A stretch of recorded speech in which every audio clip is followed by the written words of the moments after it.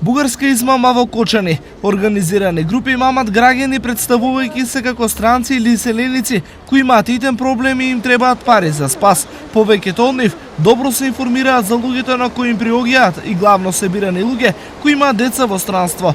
На нив тие им кажувале дека се нивни пријатели, со што веднаш ја стекнувале довербата на родителите. Блиска средба со измамниците имале повеќе жители на Кочанско. Дел од нив измамниците ги пресретнале на улица, на дел им дошле дома. Успех во измамата имале речиси секаде, зашто имуни на нивната вештина да измамат со чувство, ретко кој бил.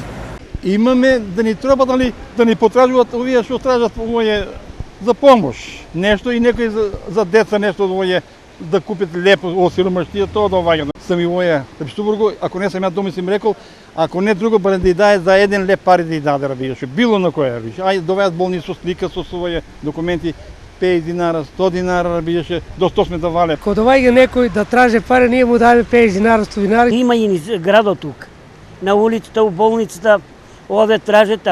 Колкав е бројот на измамени граѓани, точни податоци нема, зашто во полицијата официјално е пријавен само еден случај на измама. Се работи за 76 годишникот од Оризари, кој на наводни странци кои направиле сообраќајка во Кочани им дал 8500 денари, односно целата своја пензија.